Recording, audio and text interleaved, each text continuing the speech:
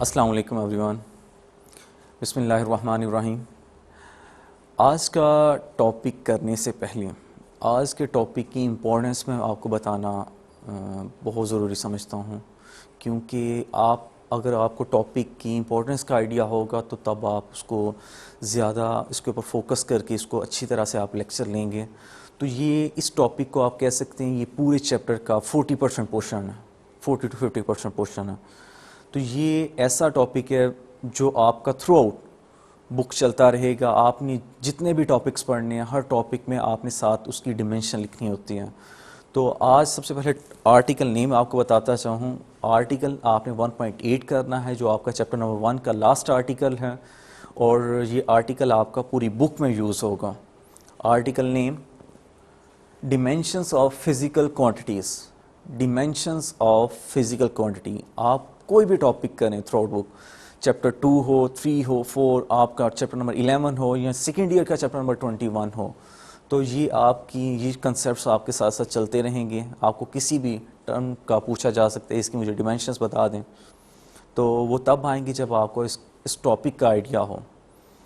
तो इस टॉपिक को अगर आप देखें, एक्सरसाइज के आपके 9 शॉर्ट क्वेश्चन हैं, तो 9 में से 3 शॉर्ट क्वेश्चन आपके डिमेंशन एनालिसिस के हैं। अगर आप बात करें एग्जांपल्स की, तो टोटल आपके ओवरऑल 6 एग्जांपल हैं चैप्टर नंबर 1 में। उनमें से आपकी लास्ट 3 एग्जांपल्स डिमेंशन एनालिसिस से रिलेटेड हैं। अगर आप बात करें एक्सरसाइज के न्यूमेरिकल प्रॉब्लम्स की, तो आपकी न्यूमेरिकल्स हैं 10 में से आपके लास्ट 5 जो हैं वो रिलेटेड टू डिमेंशन एनालिसिस हैं।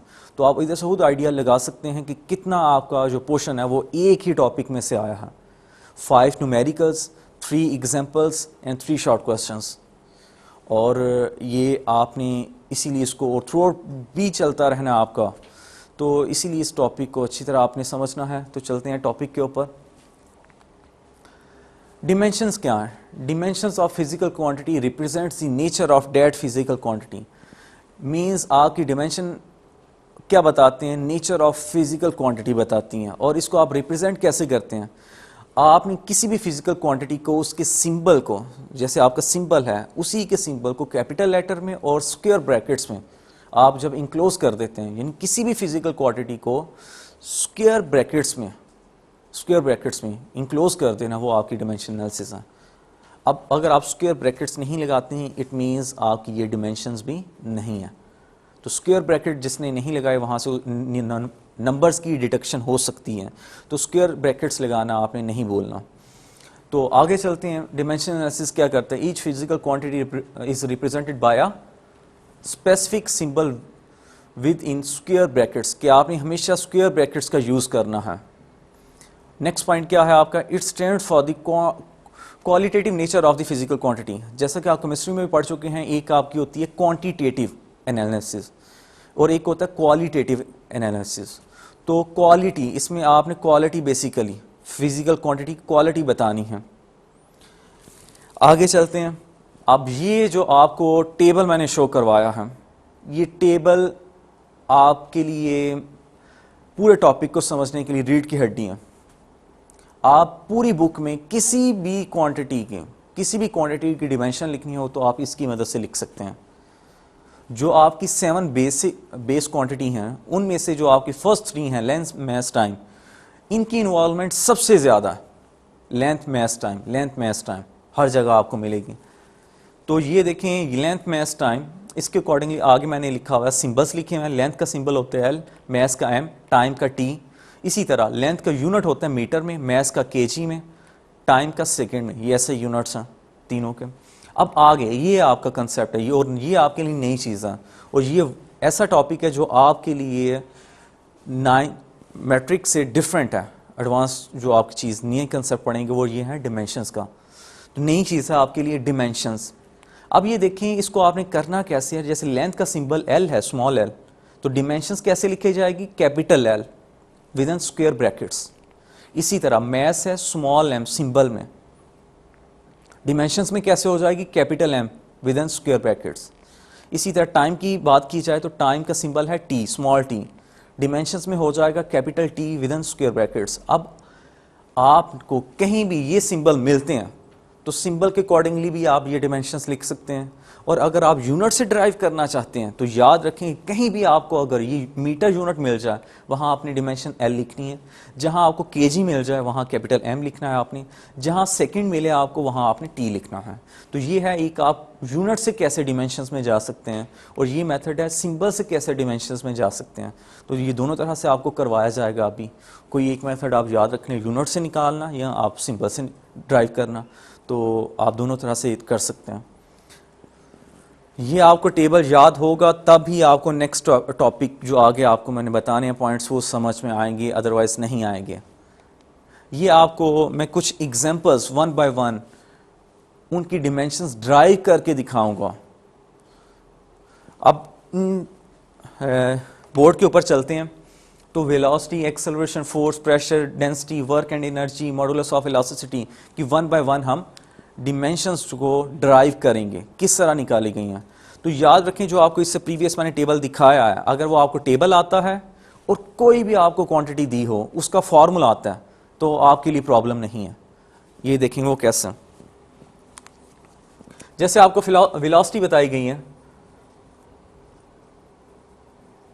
तो velocity v rate of change of displacement d/t। तो डिस्टेंस जो है वो लेंथ है, और लेंथ का यूनिट होता है मीटर में, टाइम सेकंड में होता है। तो ये आ गया। अब ये देखें, आपने स्क्वायर ब्रैकेट्स लगाना नहीं भूलना। ये तो आपको मैंने यूनिट बताए। आप यहां से अब मीटर की डिमेंशंस क्या हो जाएंगी, कैपिटल एल, एस की जगह आपका आता है टी, तो ये ऊपर जाके हो जाएगी आपकी L T minus one, L T minus one. किसकी डिमेंशन आ गई, वेलोसिटी की। आगे चलते हैं एक्सेलरेशन के ऊपर।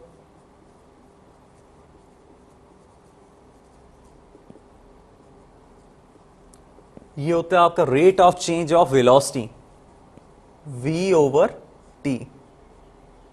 तो वेलोसिटी की डिमेंशंस तो आपने अभी निकाली, एल टी माइनस वन वो आ गई, नीचे कैपिटल टी, ये ऊपर जाके आपका हो जाएगा एल टी माइनस टू। ये देख लें, एक को मैं आपको स्लाइड्स दिखा दूं आपके लिए प्रॉब्लम ना हो। ये देखें, जहां भी मीटर आया वहां मैंने कैपिटल एल लिखा। ये देखें, इधर मीटर की जगह कैपिटल एल लिखा, जहां सेकंड आया वहां मैंने कैपिटल टी लिखा। ये देखें, एस सेकंड की जगह कैपिटल टी, तो वहां से वो डिमेंशंस निकलें। एक्सेलरेशन की निकालिए तो वेलोसिटी की डिमेंशंस इन्वॉल्व हुई है इसमें। नीचे सेकंड की जगह उधर अगेन आपका कैपिटल टी, जो ऊपर जाके टी माइनस टू हो जाएगा। तो इसी तरह आपकी एक्सेलरेशन आ गई है। अब आगे चलते हैं फोर्स की।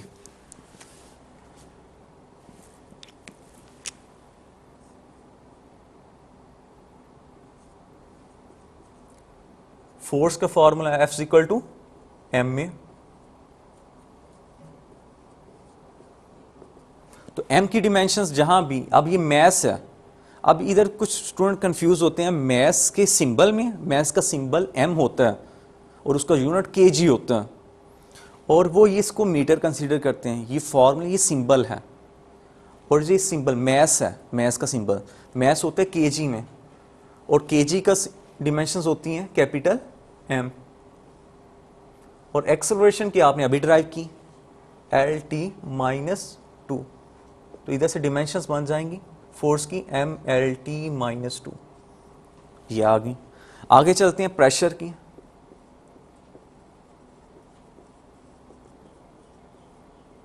तो प्रेशर होता है फोर्स पर यूनिट एरिया। तो फोर्स की डिमेंशन आपने अभी निकाली, M L T minus two. Area आपका लेंथ इनटू विड्थ, लेंथ भी मीटर में, विड्थ भी मीटर में, तो उसका यूनिट हो जाएगा मीटर स्क्वायर, और उसकी डिमेंशंस आ जाएंगी एल स्क्वायर।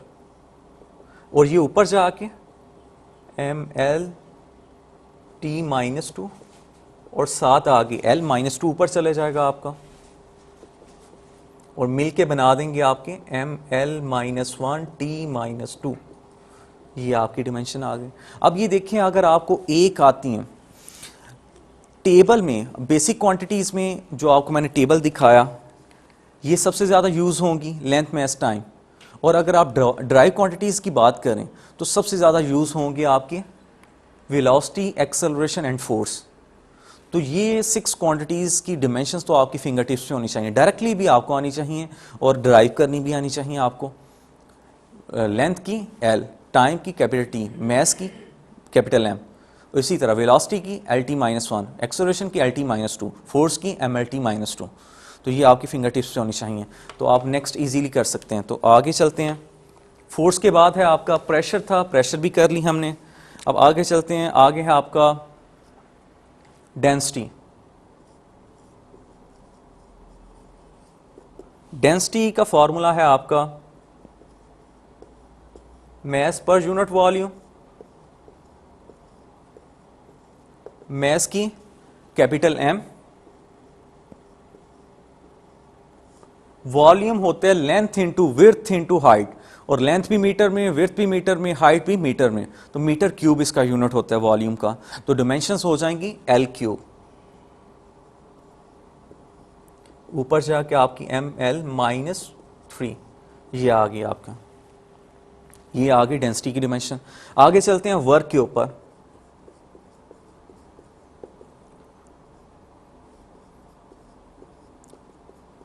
वर्क होता है फोर्स। अब ये देखें फॉर्मूलाज अगर आपको आते हैं आप इजीली कर लेंगे। Work is the form of energy होता है, तो कहीं भी आपका एनर्जी आ जाए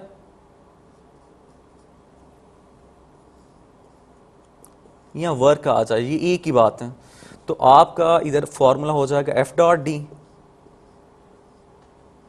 फोर्स की डिमेंशन, फोर्स की डिमेंशन आपने अभी निकाली, MLT-2, वो आ गई आपकी। डिस्टेंस होता है मीटर में और उसकी डिमेंशन हो जाएगी कैपिटल L, तो फॉर्मूला आपकी डिमेंशन ओवरऑल L स्क्वायर हो जाएगा, ML2T-2, तो ये डिमेंशन आ गई वर्क की, वर्क और एनर्जी की। तो लास्ट वन है आपका मॉडुलस ऑफ इलास्टिसिटी।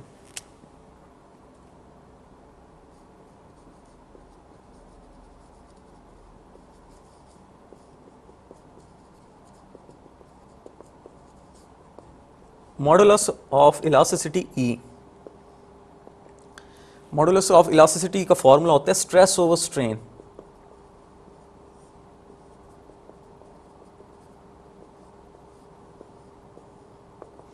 और आपको आइडिया होगा कि स्ट्रेन का यूनिट नहीं होता, स्ट्रेन हैज़ नो यूनिट। ये आप 9th स्टैंडर्ड में चैप्टर नंबर 8 में उसकी सेकंड लास्ट आर्टिकल में पढ़ के आए हैं स्ट्रेन को, जो मैट्रिक से स्टूडेंट्स आए हैं उनको आइडिया होगा। और आप FSC लेवल में ये पढ़ेंगे जाके, चैप्टर नंबर आपका 17 है सेकेंड ईयर में, और उसकी 3rd पेज के ऊपर स्ट्रेन का फार्मूला लिखा हुआ, उसके नीचे उसने लाइन लिखी हुई है स्ट्रेन हैज़ नो यूनिट, तो स्ट्रेन का यूनिट नहीं होता। और स्ट्रेस का सेम यूनिट है जो आपके प्रेशर के हैं, क्योंकि स्ट्रेस भी आपका फोर्स का यूनिट एरिया होता है, तो जो प्रेशर की डिमेंशंस होंगी वही स्ट्रेस की डिमेंशंस होंगी, जो है आपका ML-1T-2,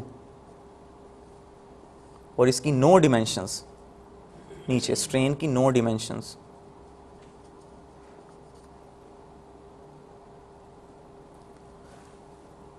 ये स्ट्रेन की डिमेंशन या यूनिट क्यों नहीं होता? क्योंकि ये रेशो है टू लेंथ्स के दरमियान, सेम क्वांटिटीज़ के दरमियान रेशो होती है, तो इसीलिए इसका यूनिट नहीं होता, वो कटिंग हो जाती है उनकी।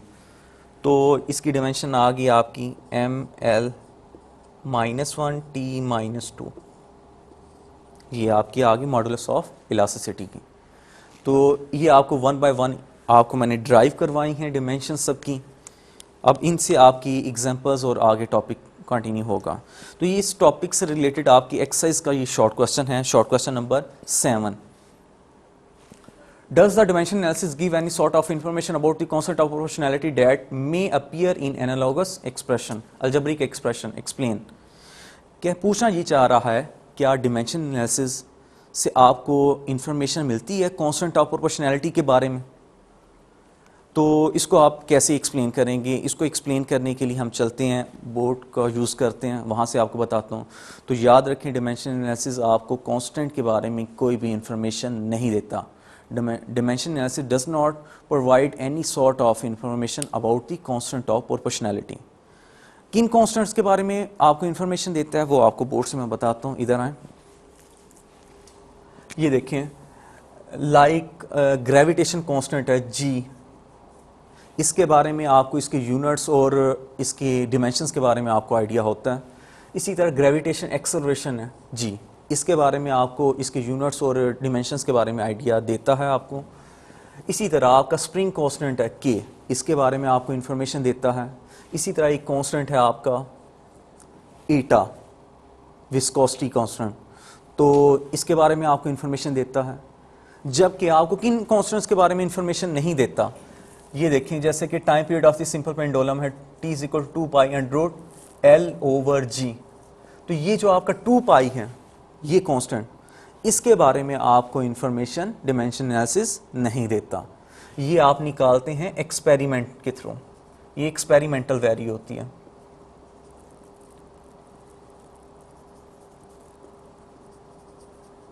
इसी तरह एक और एग्जांपल देता हूं आपको, Stokes law F equal to 6 pi eta R V T, इसमें ये आपको जो 6 पाई है इसके बारे में भी इंफॉर्मेशन आपको नहीं देता। इस तरह के कांस्टेंट आप हम निकालते हैं एक्सपेरिमेंट के थ्रू इनकी वैल्यू।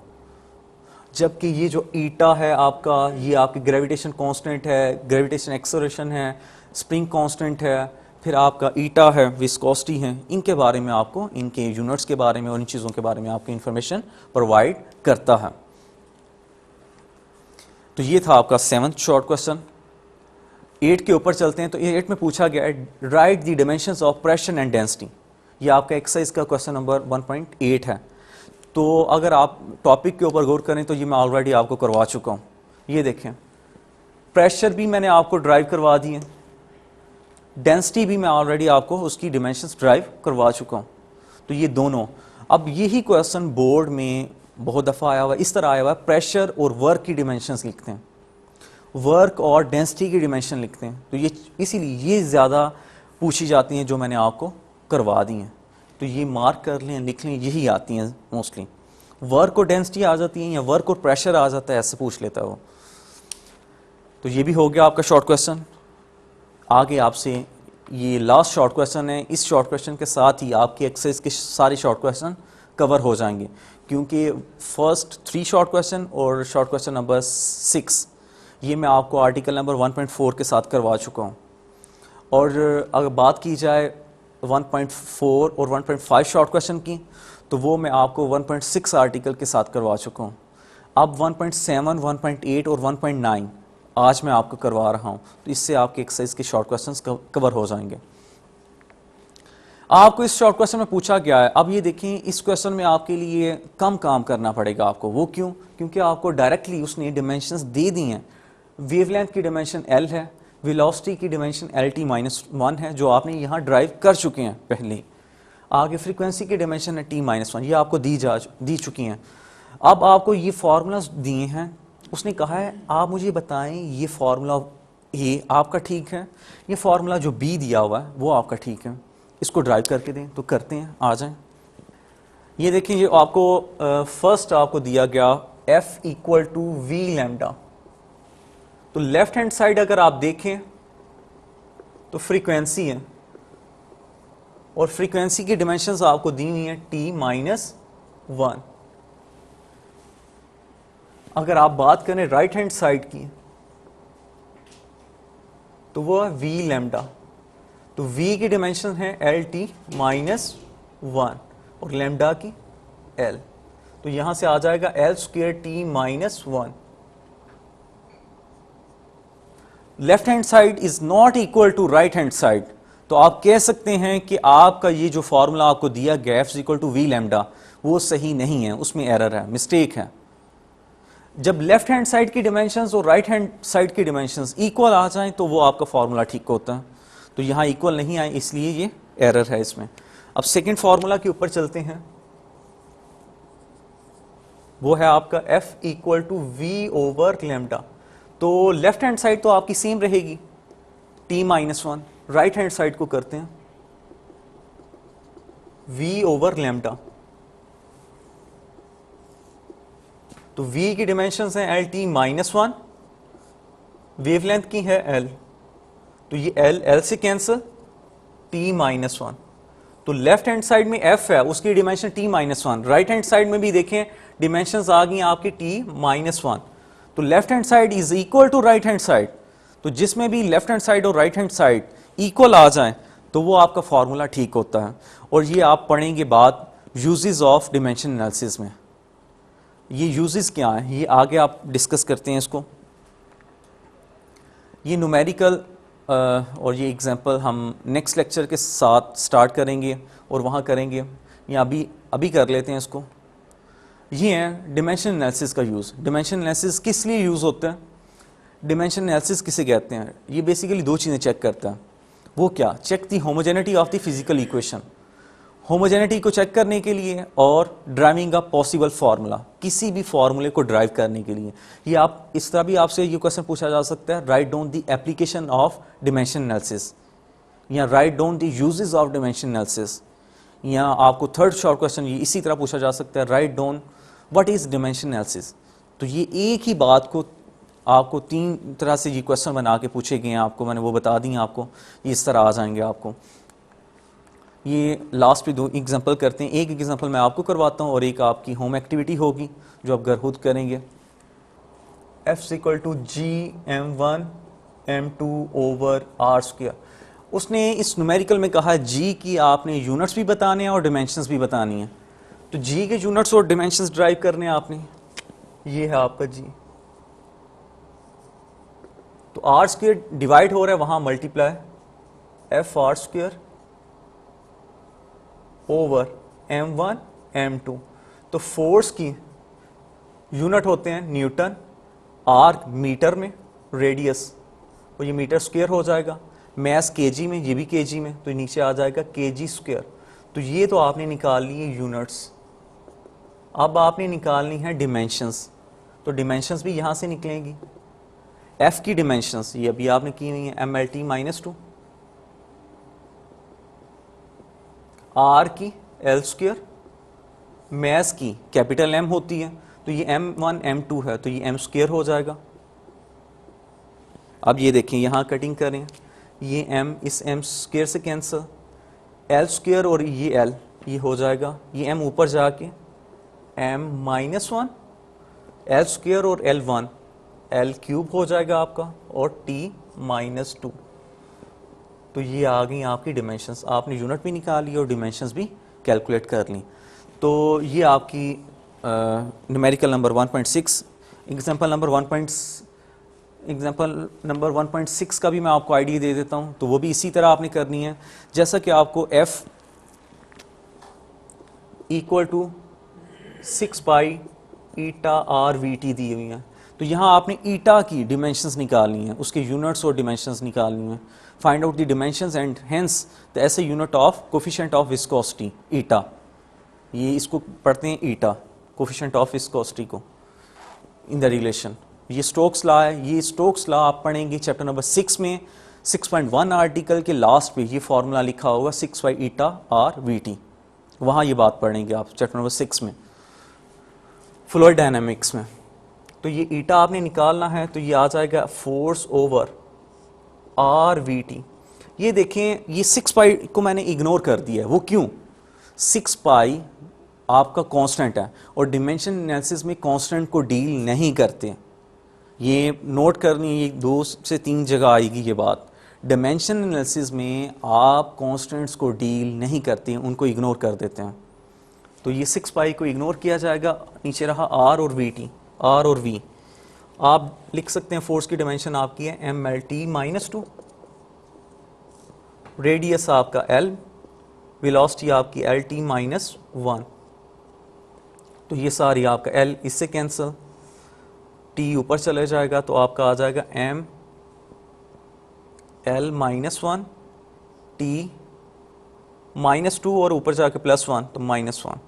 तो ये आपकी आ गई डिमेंशंस। और अगर आपने लिखना हो, यूनिट भी लिखना हो, तो वो m की जगह kg, L की जगह मीटर -1, T की जगह S-1। तो ये आपके यूनिट भी आ गए। तो आपने डिमेंशंस और यूनिट ये निकाल लिए। आपका जो नेक्स्ट लेक्चर है ये मैं इधर से दोबारा स्टार्ट करूंगा। ये आपका डिमेंशन एनालिसिस क्या है, check the homogeneity of the physical equation. Homogeneity किसे कहते हैं? ये जो मैंने आपको काम करवाया, होमोजेनिटी यही होती है कि जो आपको फार्मूला दिया गया है उसको आपने अगर चेक करना हो कि ये सही है या नहीं सही, तो आप लेफ्ट हैंड साइड और राइट हैंड साइड को सॉल्व करते हैं, अगर इक्वल आ जाएं तो चेक हो जाती है होमोजेनिटी। तो अगर आपने ड्राइविंग का पॉसिबल फार्मूला, ये सेकंड उसका यूज़ है, तो इसी पॉइंट से हम नेक्स्ट लेक्चर में दोबारा हाजिर होंगे। और अगर आपको ये न्यूमेरिकल और एग्जाम्पल में प्रॉब्लम हो, अगर आपको इस टॉपिक में कोई प्रॉब्लम हो तो कमेंट सेक्शन में ज़रूर बताएं, क्योंकि अगर आपको ये हाफ लेक्चर क्लियर होगा तो नेक्स्ट मैंने जो आपको न्यूमेरिकल और एग्जाम्पल्स करवानी है इन पॉइंट्स के साथ, वो भी क्लियर हो जाएंगे। और अगर आपको आज का लेक्चर क्लियर नहीं है तो नेक्स्ट लेक्चर आपको वो भी आपको समझ में नहीं आएगी। तो ये लेक्चर आप प्रिपेयर करके फिर क्लासरूम में हाजिर हों। ओके, अल्लाह हाफिज़।